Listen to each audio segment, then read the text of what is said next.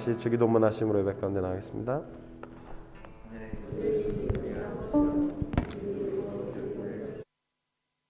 나라가 임하시오며 뜻이 하늘에서 이루어진 것 같이 땅에서도 이루어지이다.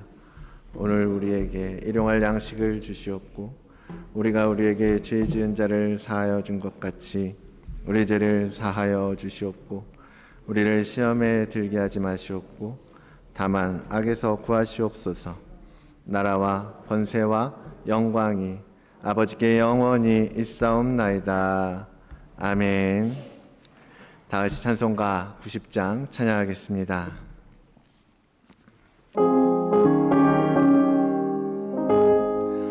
주 예수 내가 알기 전 날 먼저 사랑했네. 그 크신 사랑 나타나 내 영혼 거듭났네.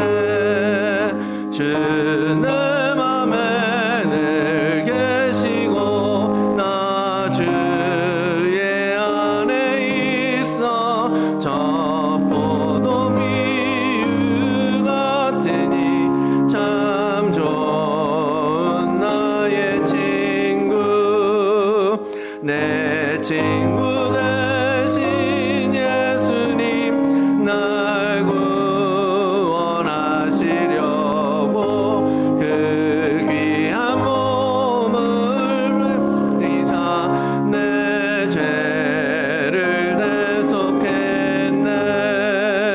나 주님을 늘 믿으며 그 손을 의지하고 내 몸과 마음을 바쳐서 끝까지 충성하리. 내 진실하신 친구여 그는 내 내려주사 날 항상 보호하시고 내 방패 되옵소서. 그 풍성한 참 사랑을 능히 끊을 소냐. 날 신 예수는 참 좋은 나의 친구. 아멘. 우리를 대표해서 박상현 집사님 기도 인도해 주시겠습니다.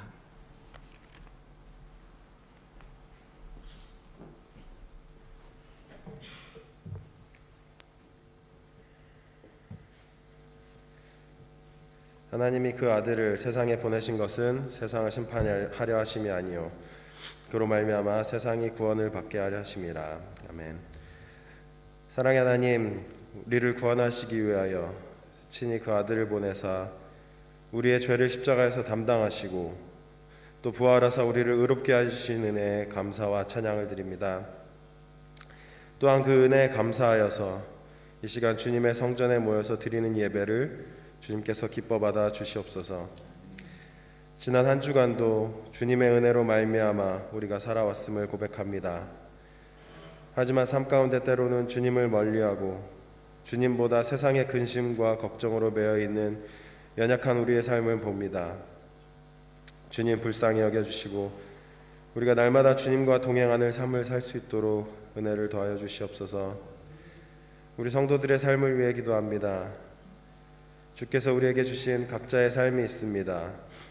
기쁠 때도 있고 때로는 힘든 시간도 있지만 우리가 어떠한 상황에 있든지 온전히 하나님만 바라보는 믿음의 성도들이 되게 하여 주시고 주께서 허락하신 우리의 하루를 그 믿음으로 살아가게 하여 주시옵소서.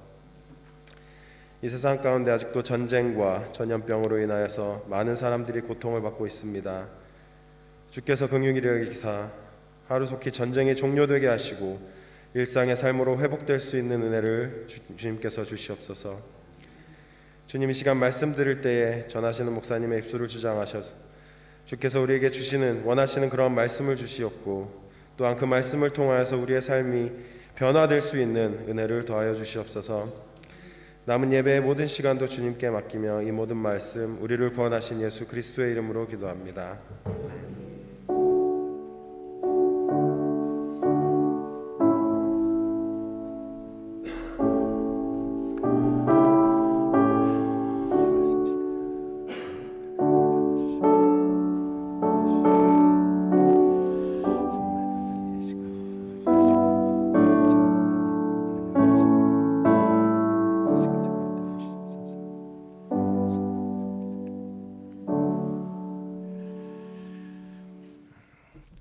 오늘 하나님 주시는 말씀 함께 보겠습니다. 골로새서 3장입니다.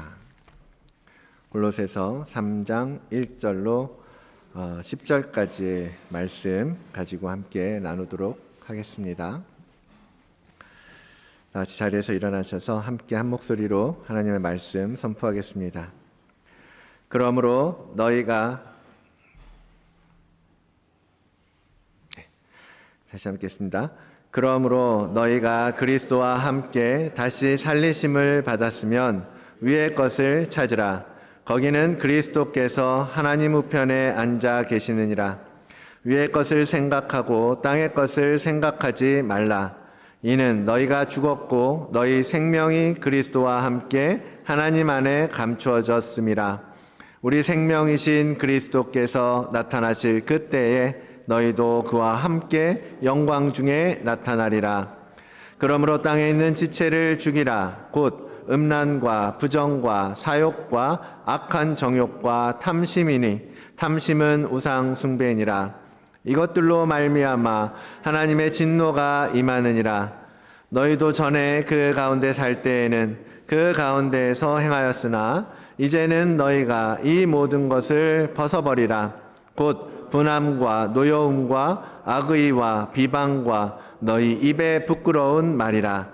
너희가 서로 거짓말을 하지 말라. 옛사람과 그 행위를 벗어버리고 새 사람을 입었으니 이는 자기를 창조하신 이의 형상을 따라 지식에까지 새롭게 하심을 입은 자니라. 아멘. 하나님의 말씀입니다. 자리에 앉으시기 바랍니다. 잠시 기도하겠습니다. 살아계신 하나님 아버지 감사합니다. 오늘도 복된 주일 거룩한 주님의 존전에서 하나님을 예배하고 하나님의 이름을 찬송하고 거룩한 예수 그리스도의 이름으로 주님께 구하며 나아갈 수 있도록 우리를 불러주시니 감사합니다. 이 시간 주께서 말씀하실 때에 우리의 심령 가운데 주 예수 그리스도의 생명이 흘러들어오는 시간이 되게 역사하여 주시옵소서. 그리하여 이 땅 가운데에서 거룩한 하나님 나라의 꿈을 성취해 나가는 아름다운 다드림 교회 공동체가 되어지도록 은혜를 베풀어 주시옵소서. 시간 선포되어지는 말씀이 땅에 떨어지지 않도록 역사하실 하나님의 이름을 찬송하오며 예수 그리스도의 이름으로 기도드리옵나이다. 아멘. 밝은 빛이 요즘 비가 멈추고 좋은 날이 계속 되어지고 있는데요. 이 밝은 빛처럼 하나님 아버지의 은총이 예수 그리스도의 그 빛의 그 밝은 은혜가 여러분과 여러분의 가정 가운데 또 충만하게 임하기를 오늘도 주의 이름으로 축원을 드립니다. 지난해에도 다루었지만 그리고 지난주에도 말씀드렸지만 지난 목요일이 그리스도교회에서 승천일로 지내는 축일이었죠. 주님께서는 부활하셔서 이 땅에서 영원하게 그 부활의 생명을 우리와 함께 나누면서 우리와 같이 계시지 아니하시고 하늘로 올라가셨습니다. 우리 생각에는 여기서 같이 계시면서 우리의 문제도 풀어주시고 우리의 기도에 응답도 해주시고 또 우리가 아플 때 힘들 때 어려울 때 위로가 되어주시고 병도 고쳐주시고 대적들이 우리에게 덤벼오면 싸워서 물리쳐 주시고 그러면 훨씬 좋겠다 싶은데 주님은 그렇게 하지 않으셨습니다. 주님께서는 이미 그 이전부터 말씀해 오셨죠. 하나님의 뜻, 나는 아버지께로 갈 것이다 라고 하는 계획을 제자들에게 알려주셨었습니다. 요한복음 14장에서 그러한 말씀을 또 나누어 주셨는데요. 아버지께로 가신다라고 하실 때에 제자들은 그걸 이해가 안 되는 거예요.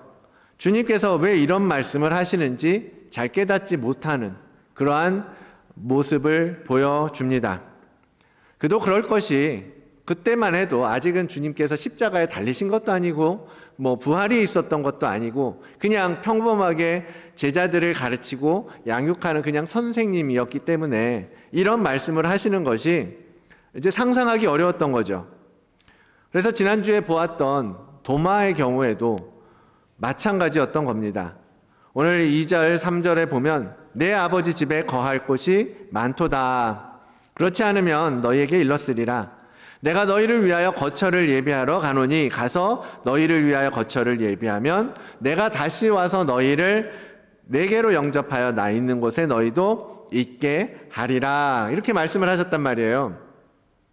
그런데 제자들의 생각에는 그런 거죠. 주님이 어디로 가시는 거지? 이 땅의 어딘가로 가셔서 그곳에서 땅을 사고 집을 짓고 그래서 우리를 다시 초청하러 오신다라는 말인가? 이런 생각밖에는 할 수 없었던 것 아니겠습니까?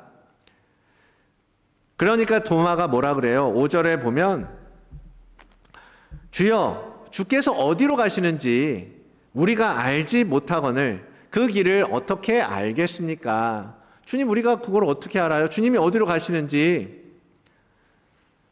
주님의 말씀에 반응하는 도마의 관점은 그냥 이 땅에 머물러 있었던 거예요. 이 땅의 생각으로, 이 땅의 관점으로, 이 땅에서 벌어지고 있는, 우리 눈에 보이는 그러한 현상들을 중심으로 그는 이야기하고 있었던 거죠.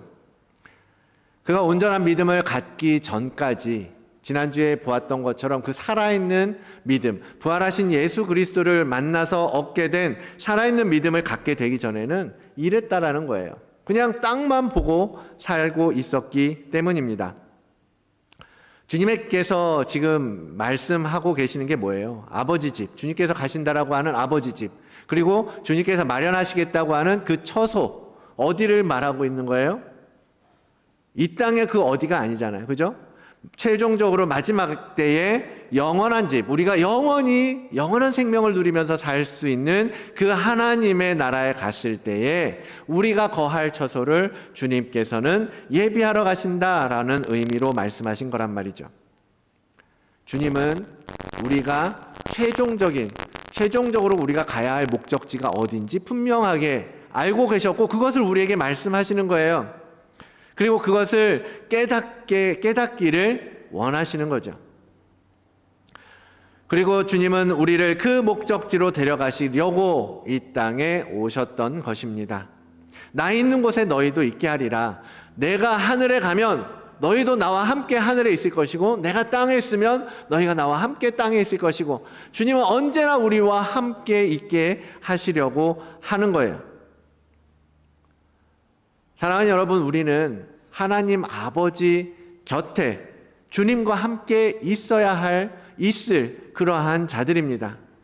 그래서 바울은 우리의 시민권이 어디에 있어요? 하늘에 있다라고 말씀하시는 것입니다. 말하고 있는 것입니다. 여러분, 우리의 정체성이 어디에 있는지, 우리가 어디에 속한 자인지 그것을 분명하게 아는 것은요, 우리가 살아가는 데 있어서 우리의 행동과 우리의 판단과 우리의 생각, 사고의 기초이자 기준이 되는 것 아니겠습니까?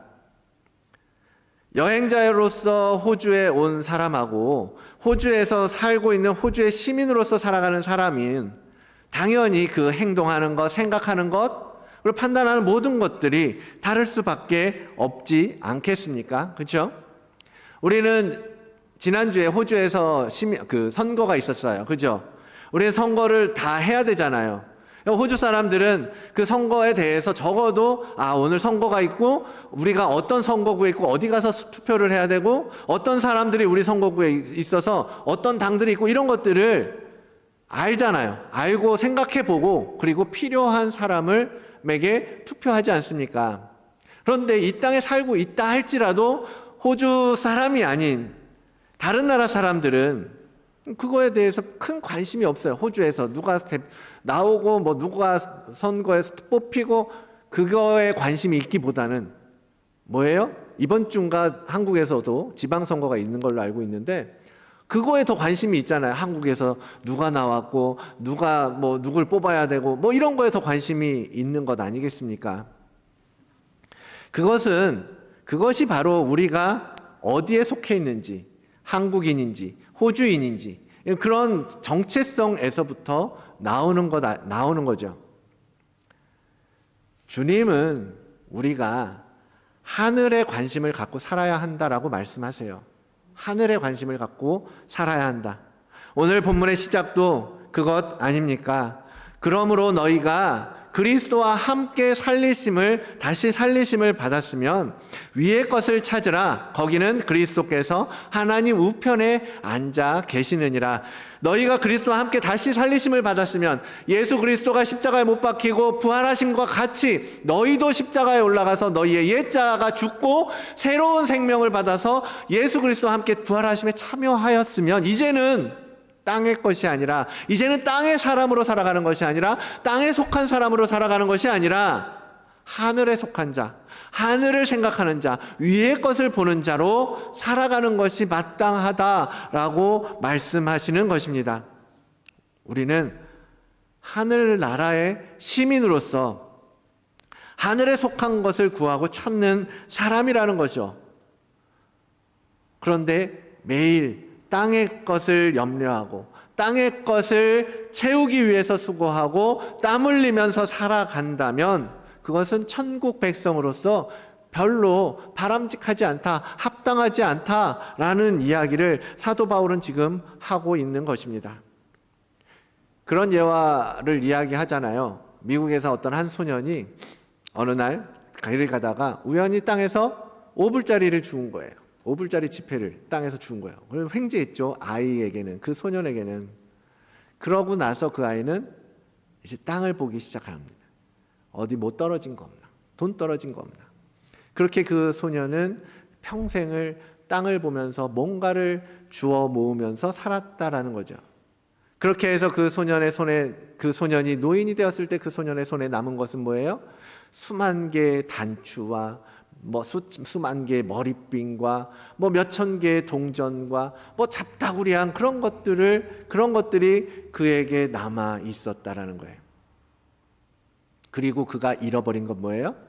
그는 땅만 보고 다니다 보니까 이 세상의 이 아름다움을, 하나님께서 창조하신 이 세상의 자연과 꽃과 만물과 바다와 강과 산과 이 아름다운 하늘을 그는 보지 못한 채 그의 평생을 살고 말았던 거죠.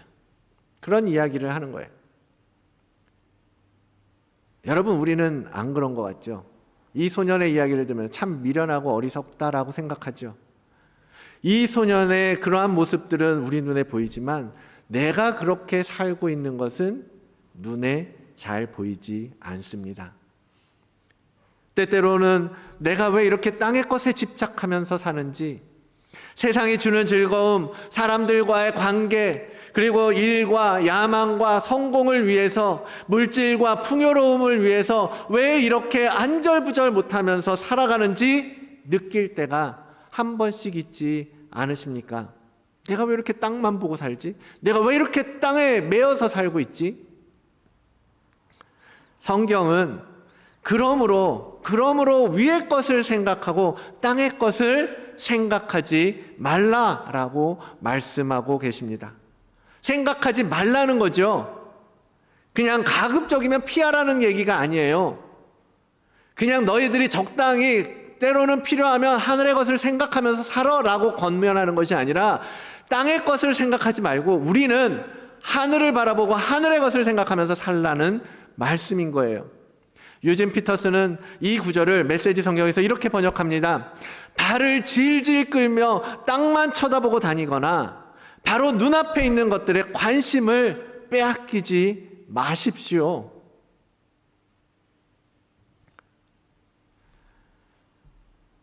처음 서두에 이야기를 꺼냈던 것처럼 승천과 관련해서도 그래요. 우리는 이 승천을 생각할 때 보통 주님께서 혼자 하늘에 올라가신 사건 정도로 여깁니다. 그러다 보니까 그것이 이 승천, 주님이 올라가신 이 사건이 나하고는 별로 크게 관련이 없다라고 여기는 거예요.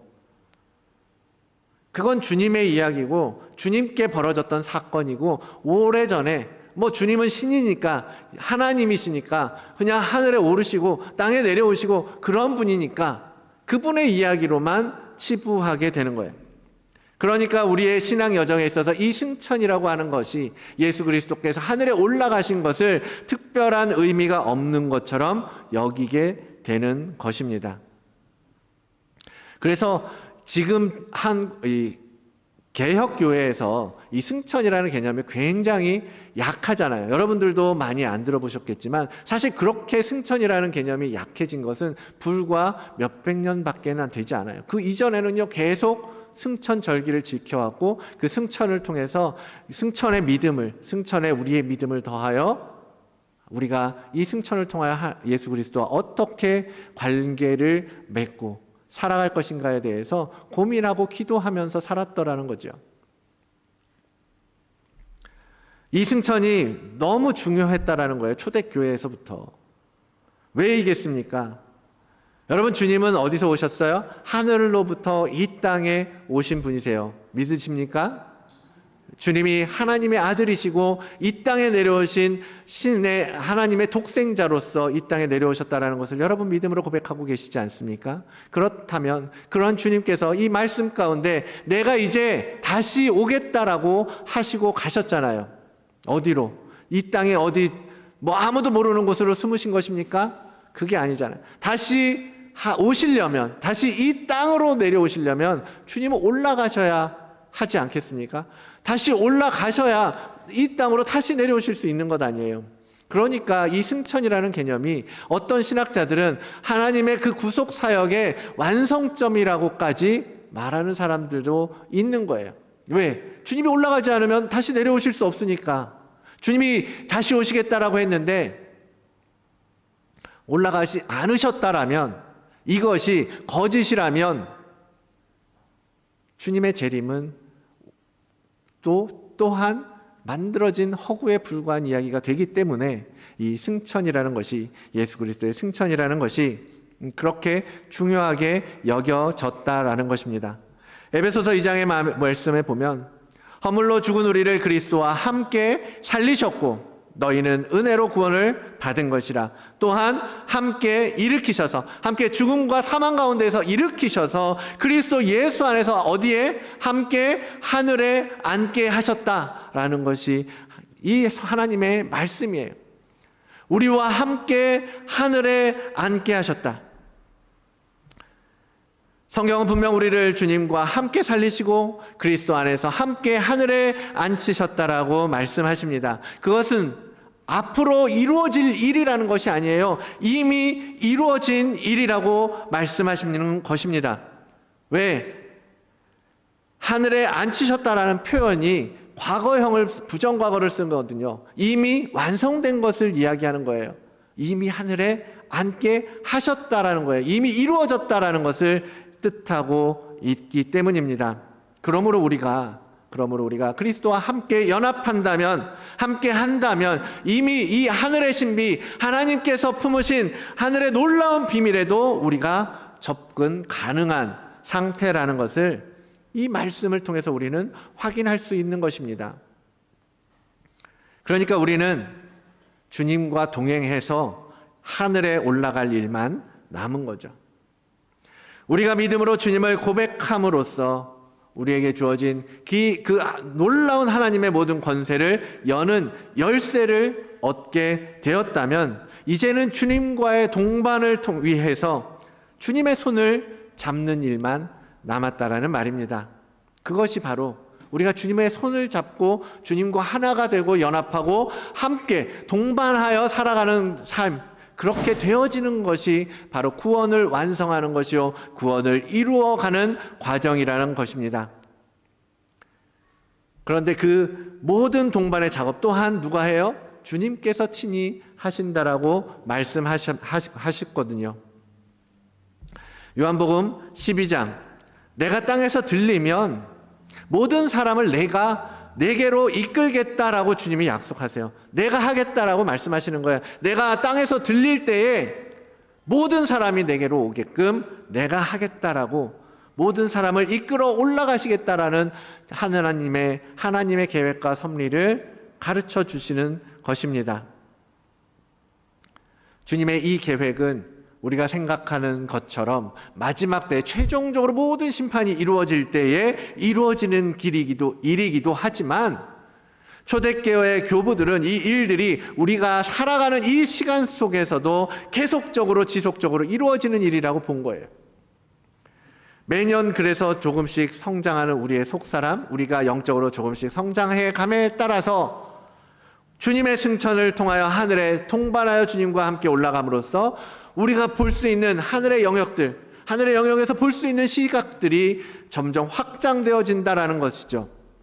그래서 하늘의 비밀을 보고 이 땅에서 우리가 가야 될 일, 우리가 해야 될 일들이 무엇인지 알게 되고, 하나님께서 이런 계획들을 가지고 오늘 우리를 이끌어가고 계시는구나, 섭리하고 계시는구나 라는 것을 보게 된다라는 거예요.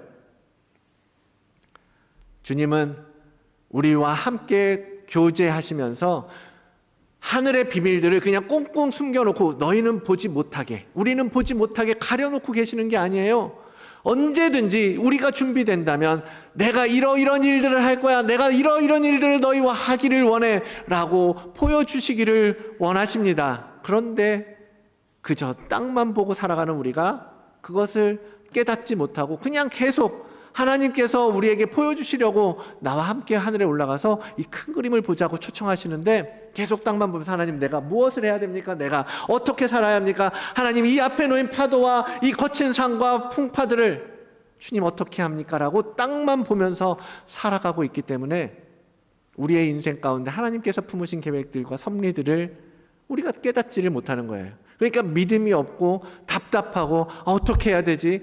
불안하고 초조하고 애매모호하고 확신이 없고, 그러한 상황으로 계속해서 걸어가고 있는 우리들의 모습 아닙니까? 도마처럼 주님 어디 가십니까? 우리를 버리고 어디 가십니까? 베드로도 마찬가지잖아요. 주님 우리하고 여기에 같이 있어요. 내가 여기에 초막을 짓겠습니다. 우리가 여기 있는 것이 좋사오니 라고 제자들이 말하지 않습니까?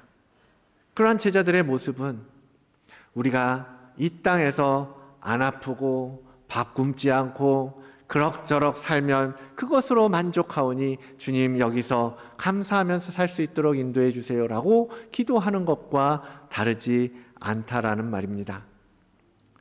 사랑하는 성도 여러분, 기도하고 신앙생활하면서 답답하지 않으십니까? 주님의 뜻이 무엇인지, 주님께서 어떤 것을 계획하고 계시는지 궁금하지 않으십니까? 여러분의 인생이 어떻게 지금 그려져 있는지 보고 싶지 않으십니까? 그렇다면 그 설계도면을 그린 하나님께로 올라가서 하나님과 함께 그 도면을 보면서 하나님 이건 뭐예요? 하나님 이건 뭐예요? 이렇게 돼 있는 거예요?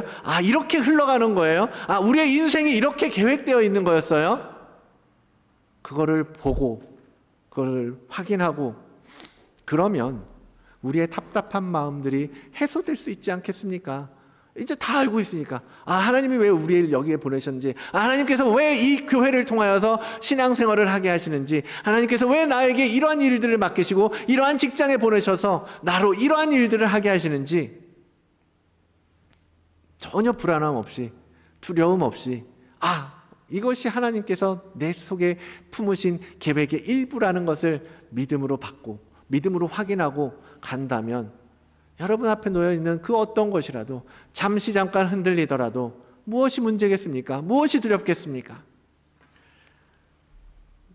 여러분, 주님이 오르시는 그 길을 함께 바라보고 함께 올라갈 수 있도록 준비하시고 예비하시기를 원합니다.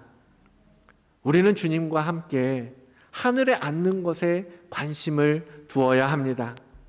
너희가 그리스도와 함께 다시 살리심을 받았으면 이제 뭐라고요? 위의 것을 찾아라. 위의 것을 구하고 위의 것을 찾는 삶을 여러분 시작하시기 바랍니다. 우리가 아무것도 하지 않는다면, 아무것도 찾고 구하지 않는다면 여러분 계속 그 자리에 있을 수밖에 없잖아요. 우리가 움직이지 않으면 어떻게, 뭐가 어떻게 바뀌겠습니까? 움직여야죠. 우리가 움직이고 헌신하지 않으면 앞으로 갈 수 없다라는 것입니다. 그런데 우리가 위의 것을 찾고 주님과 함께 하늘에 올라가야 할 이유가 있다면 그것은 무엇이겠습니까? 오늘 본문 3절, 이는 너희가 죽었고 너희 생명이 그리스도와 함께 하나님 안에 감추어졌음이라. 너희는 죽었고 우리의 진짜 생명은 누구에게? 그리스도와 함께 하나님 안에 감춰져 있기 때문에 우리는 하늘에 올라가야 된다는 거예요. 그 중심에는 우리가 예수 그리스도와 함께 해야 된다는 것이죠. 왜? 그분이 생명이기 때문에, 그분이 진짜이기 때문에, 그분만이 생명이기 때문에 우리는 그 주님과 함께, 주님이 어디에 계시든지, 주님이 하늘에 계시다면 우리도 함께 하늘에 올라가야 할 것이요, 주님이 죽음 가운데 음부로 내려가셨다면 우리 또한 함께 그와 함께 십자가에 올라가야 하는 것이고, 그것만이 우리가 참된 생명을 누릴 수 있는 길이기 때문에 오늘 우리가 주님께서 하늘에 올라가셨다면 우리 또한 주님과 함께 올라가야 한다라는 것입니다. 여기서 이는 너희가 죽었고, 이는이라고 말하는 것은 앞에 말한 것에 대한 원인을 이야기하는 거란 말이에요. 앞에서 무슨 얘기를 했어요? 위의 것을 생각하고 땅의 것을 생각하지 말라. 이는, 그 이유는, 그 근거가 되는 이유는, 원인은 바로 이것이다라고 말씀하시는 거거든요. 그 이유가 뭐라고요? 우리는 이미 죽은 자들이고 우리의 진정한 생명은 예수 그리스도 안에 있기 때문이라는 것입니다. 무엇에 대하여 죽은 거예요? 무엇에 대하여 죽은 거예요? 로마서 6장 11절, 우리 함께 같이 한번 읽어볼까요? 시작. 이와 같이 너희도 너희 자신을 죄에 대하여는 죽은 자요 그리스도 예수 안에서 하나님께 대하여는 살아있는 자로 여길지어다. 아멘. 우린 무엇에 대하여 죽은 거예요? 죄에 대하여 죽었다라는 거예요. 죽은 자입니다. 갈라디아서의 표현에 의하면 세상에 대하여 십자가에 못 박힌 자라는 거예요. 그러므로 땅에 대해서 우리는 뭐고? 아무런 권세도 아무런 권리도 없는 자인 것입니다. 그러니 땅의 것을 우리가 아무리 찾고 구하고 뭔가 얻은 것 같고 그래 보여도 그것은 누구 거예요? 우리 것이 아니라 이 땅의, 이 세상의 주관자인, 이 땅의 정세를 주장하는 사단의 것이고, 그저 우리는 그 사단에 매여서 꼭두각시처럼 이 약한 마귀에게 속한 자가 되는 것뿐입니다. 세상에 대하여 죽는다는 것, 죄에 대하여 죽는다는 것, 그것이 무엇입니까? 이런 이야기가 있습니다. 한 제자가 랍비, 유대의 랍비 선생님에게 이 문제에 대해서 물었어요. 선생님, 세상에 대하여서 죽는다는 건 무슨 뜻입니까? 그러니까 그 선생님이 제자를 데리고 공동묘지로 간 거예요. 공동묘지로 가서 거기서 무덤들을 향해서 자네가 한번 실컷, 마음속에 있는 욕 실컷 한번 해보게. 그래서 제자가 당황하죠. 무덤을 향해서 무슨 욕을 하고 뭐 그게 무슨 의미가 있다고. 근데 그냥 스트레스 풀듯이 있는 욕 없는 욕, 할 수 있는 욕 할 수 없는 욕 막 다 온갖 그냥 스트레스를 쫙 풀었어요. 욕을 하면서. 그랬더니 그러고 나서 선생님이 다시 한번, 그래, 이번에는 이 무덤을 향해서 한번 칭찬하고 좋은 말, 높여주는 말을 한번 해보게. 이상하잖아요. 선생님이 왜 자꾸 이상한 걸 시키는 거야. 근데 이 제자는 스승의 말을 따라 순종해서 이번에는 무덤을 향해서 좋은 말을 합니다. 칭찬하고 높여주고 그러는 거죠. 그러고 나니까 선생님이 그 제자에게 물어봅니다. 그래, 자네가 욕을 하고 칭찬을 해주니까 이 무덤이 어떻게 반응하던가? 라고 묻는 거죠. 뭐야, 말도 안 되는 질문을. 제자는 이 질문에 대해서 선생님 무슨 말씀이세요? 무덤이 어떻게 반응을 해요? 무덤이 어떻게 반응을 해요? 그렇게 말하는 거죠. 그래, 그것이 바로 자네의 질문에 대한 답일세. 그것이 바로 세상에 대하여 죽는다라는 말의 뜻일세 하는 거죠. 나를 향해서 세상이 아무리 욕을 하고 때로는 칭찬하고 높여주어도 무덤처럼 아무 반응하지 않는 상태.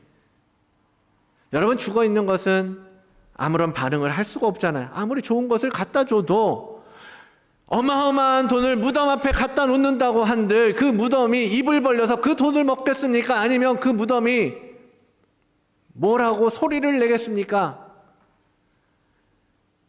그것이 죄에 대해서, 세상에 대해서 죽었다라는 말의 의미라는 것입니다.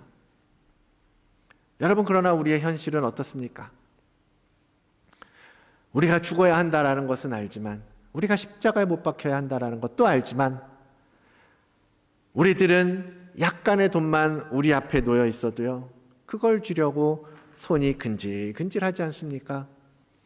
조금의 타협과 거짓으로 그럴듯한 명예와 권력을 주게 된다면 여러분, 별 고민 없이 그것을 잡으려 하지 않겠습니까? 그렇다면 우리는 아직 죄에 대하여 죽은 자가 아닌 것이요, 세상에 대하여 십자가에 달린 자가 아니라는 거예요. 그것이 여러분, 우리의 본 모습이고 우리의 속 깊은 곳에서 나오는 우리의 본심이라는 것입니다. 주님의 승천에 함께하는 그것은 세상에 대하여 죽지 않으면 여러분, 너무나 어렵고 힘든 길이 될 것입니다. 땅을 바라보는 나의 시선을 거두고 땅에 대하여 눈을 감지 않으면 위를 바라볼 수 없다라는 말입니다. 세상으로부터 눈을 돌려야 하늘이 보이고 주님도 보이고 하나님의 영광도 느낄 수 있고, 우리가 고개를 들어서 하늘을 보아야 이 땅 가운데 어두운 것이 아니라 밝은 빛 가운데에서 하나님께서 우리에게 베푸시는, 하나님께서 우리에게 계획하신 모든 일들을 보게 될 수 있지 않겠습니까? 여러분, 우리의 생명은 누구에게 있습니까? 예수 그리스도에게 있습니다. 우리가 그분과 함께할 때 우리는 진정한 생명을 누릴 수 있습니다. 그것이 하늘이든 어디든 상관없이 예수 그리스도만 계신다면 우리는 그분의 생명을 통해서 참된 생명을 누리게 될 것입니다. 그리스도와의 연합 외에는 생명이 우리 안에 거할 수 없습니다. 그것을 위해서 우리는 죄에 대하여서 죽고 세상에 대하여서 죽고 십자가에 못 박혀야 한다라는 거예요. 그것이 새롭게 하심을 입은 자의 모습입니다. 그러기 위해서 우리에게 필요한 게 뭐예요? 바로 살아있는 믿음, 지난주에 말씀드렸던, 나누었던 살아있는 믿음인 거예요. 그 믿음은 예수 그리스도께서 함께 올라가서 우리를 아버지 하나님과 함께 앉게 해 주실 것이라는 확신을 말합니다. 그 믿음은 우리 주 예수 그리스도께서 우리를 위하여 하나님 곁에서 중보하시면서 오늘도 나를 위하여 일하고 계신다라는 것을 믿는 믿음이에요. 주님께서 깨트리신 그 사망, 죽음, 그것이 다시는 우리를 어떻게 할 수 없을 것이라는 완전한 승리를 믿는 믿음, 그러한 믿음으로 우리는 주님과 함께 연합하게 되는 것입니다. 로마서 8장의 말씀, 내가 확신하노니 사망이나 생명이나 천사들이나 권세자들이나 현재일이나 장래일이나 능력이나 높음이나 깊음이나 다른 어떤 피조물이라도 우리를 우리 주 예수 그리스도 안에 있는 하나님의 사랑에서 끊을 수 없으리라. 아멘. 여러분, 우리 안에 이러한 확신이 있습니까? 그 어떤 상황과 환경 가운데에도 주님의 사랑이, 하나님 아버지의 사랑이 결코 우리를 포기하지 아니하시며 지키시고 인도하실 것이라는 믿음, 그리고 그분의 그 무한하신 사랑으로 인해서 우리가 이 세상을 넉넉히 이길 것이라는 그 승리의 확신을 가지고 신앙생활을 하고 계십니까? 세상에서는 너희가 환난을 당하나 담대하라. 내가 세상을 이기었노라. 아멘. 여러분, 우리 안에 정말로 이러한 믿음이 이러한 믿음이 있기를 원합니다. 이런 확신 가운데 여러분 살아가시기를 원합니다. 우리가 주님과 더불어서 하늘 아버지에게로 올라가려면 이런 믿음이 필요하단 말이에요. 이번 주에 히브리서 믿음장이라고 말하죠. 11장을 가지고 화가의 글로 말씀으로 드렸는데요. 그것을 보신 분들은 믿음에 대해서 묵상하고 생각해 볼 기회가 되셨으리라 봅니다. 근데 아브라함이 이삭을 하나님의 명령대로 드릴 수 있었던 이유를 히브리서 기자가 뭐라고 설명하고 있습니까? 히브리서 11장 아브라함은 시험을 받을 때에 믿음으로 이삭을 드렸으니 그는 약속들을 받은 자로 돼 그 외아들을 드렸느니라. 그에게 이미 말씀하시기를 내 자손이라 칭할 자는 이삭으로 말미암으리라 하셨으니 그가 하나님이 능히 이삭을 죽은 자 가운데서 다시 살리실 줄로 생각한지라. 비유컨대 그를 죽은 자 가운데서 도로 받은 것이니라. 아멘. 하나님께서 그에게 이미 처음부터 약속하시고 말씀하시기를 너의 자손은 이삭으로부터 쭉쭉쭉 뻗어나가서 하늘의 뭇별처럼 번성하게 될 것이라고 약속하셨어요. 아브라함은 그 약속을 지금 믿고 있었다라는 것입니다. 그러니까 하나님이 내가 내 아들 독자 이삭을 가서 바쳐라라고 말씀하셨을 때 이해가 안 될 거 아니에요. 뭐야, 하나님이 약속하신 아들 아니야? 아니 그 아들을 주셔놓고 다시 달라니? 이해가 안 됐겠죠. 그걸 어떻게 사람의 생각으로 이해하겠어요. 그런데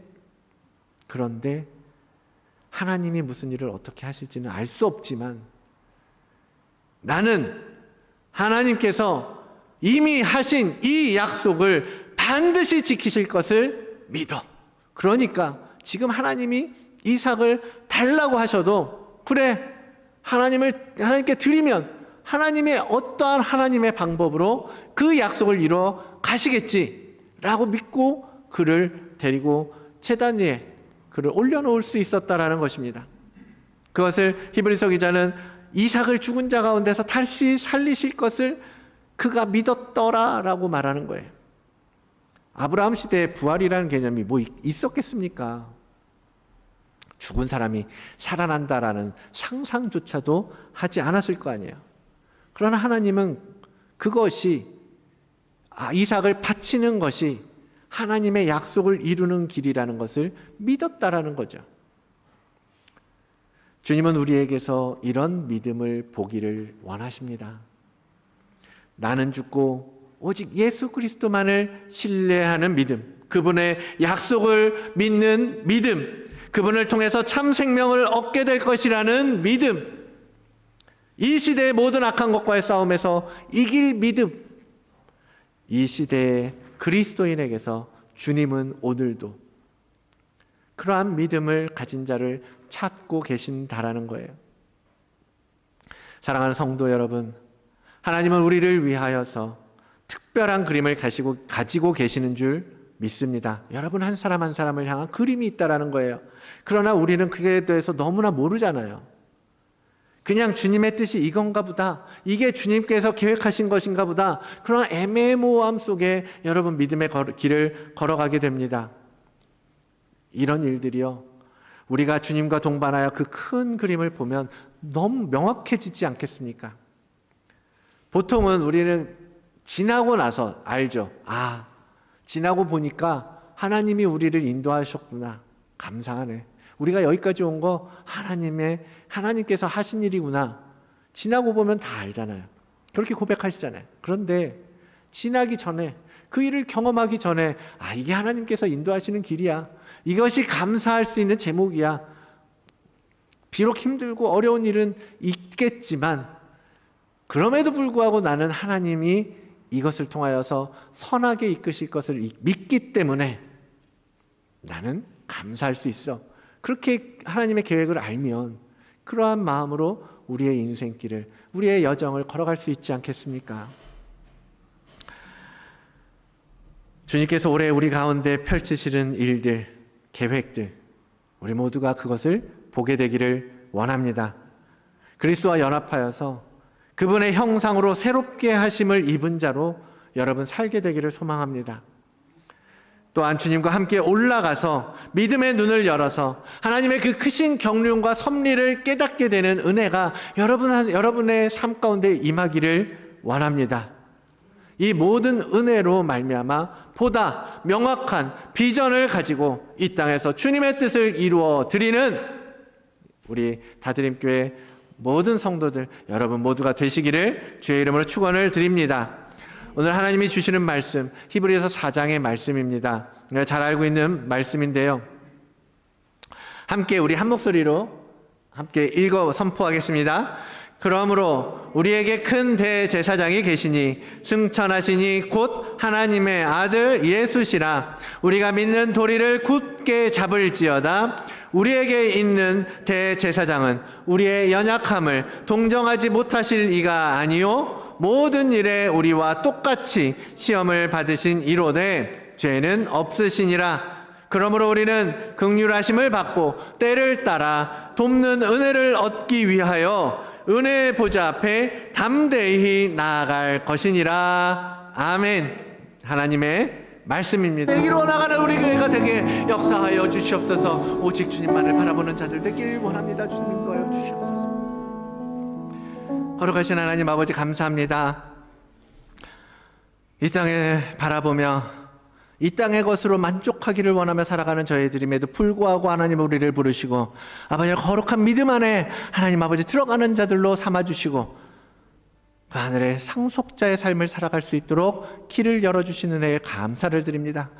아직까지도 바뀌지 못하고 아직까지도 주님 세상 염려와 세상 걱정 가운데 살아가고 있는 저희들의 연약함을 주님 용서하여 주시옵소서. 이제는 결단하여서 그 주님을 믿음으로 따라가는 순종의 길을 걸어가기로 결단하는 우리 모두가 되게 인도하여 주시기를 원합니다. 주님과 함께 매 순간마다 동행함으로써 어떠한 길이라도 어떠한 상황이라도 그 주님으로 말미암아 아버지 하나님의 든든히 승리하며 살아갈 수 있는 거룩한 주의 자녀들 되게 하여 주시옵소서. 이제까지 하고 다르게 살아가기를 원합니다. 이제까지 하고 전혀 다른 새롭게 하심을 입은 자로 살아가기를 원합니다. 주님 붙들어 주시옵소서. 주님 바꾸어 주시옵소서. 주님 인도하여 주시옵소서. 그렇게 하실 주님을 찬양하오며 이 모든 말씀 예수 그리스도의 이름으로 간절히 기도드리옵나이다. 아멘.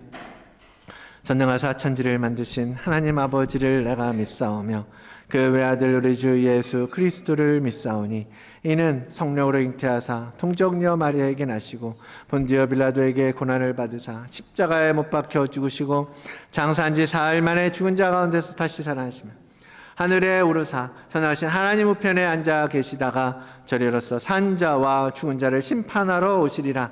성령을 믿사오며 거룩한 공회와 성도가 서로 교통하는 것과 죄를 사하여 주시는 것과 몸이 다시 사는 것과 영원히 사는 것을 믿사옵나이다. 아멘. 다 같이 찬송가 442장 찬양하겠습니다.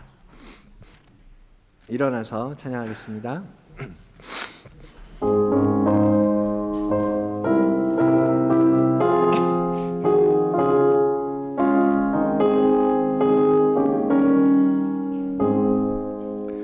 저장 믿고 이슬 위에 아직 맺혀 있는 그때에 귀에 은은히 소리 들리니 춤성 분명하다.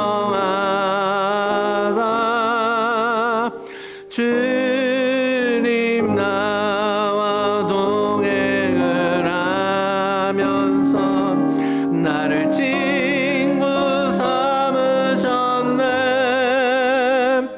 우리 서로 받은 그 기쁨은 알 사람이 없도다. 3절 밤 깊도록 밤 깊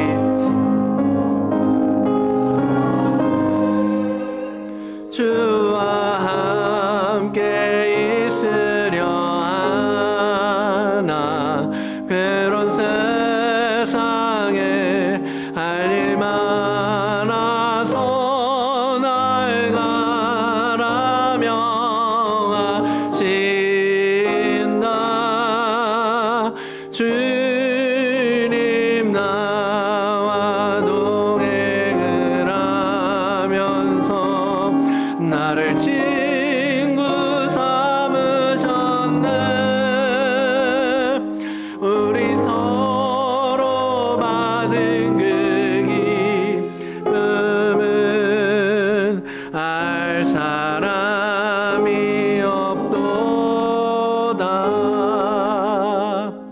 주님의 그 사랑이 얼마나 큰지 정말 그 사랑의 모든 깊이를 우리는 다 알 수 없습니다. 그러나 우리가 느끼는 그 사랑만으로도 얼마나 벅차고 감격스러운지 모릅니다. 주님, 그 사랑 안에서 우리가 떠나지 아니하고 매일 그 사랑으로 말미암아 힘을 얻고 그 사랑으로 말미암아 이 땅에서 걸어갈 수 있는 자들이 되게 하여 주시옵소서. 그렇게 일하실 주님을 기대합니다. 하나님, 그러한 믿음으로 또 한 주간 살고 주님, 우리가 주님 앞에 거룩한 예물을 하나님 가지고 나왔습니다. 주님 귀하게 사용하시기를 원합니다. 그 물질들로 하나님 열방 가운데 정말 오늘 나눈 하나님의 그 놀라운 계획들이 이루어지도록 인도하여 주시옵소서. 드린 모든 손길 위에 또한 마음은 있으나 정말 주님께 드릴 게 없다고 한숨 짓는 모든 지체들까지도 주님 귀하게 여기시고 아버지 하나님 더 풍성함으로 하나님 그들의 마음 심령 가운데 온전한 하늘의 평안을 허락하여 주시고 더욱더 풍성함으로 인도하여 주시옵소서. 모든 것을 아버지 하나님께 온전히 드리오며 감사드리며 예수 그리스도의 이름으로 기도드리옵나이다. 아멘.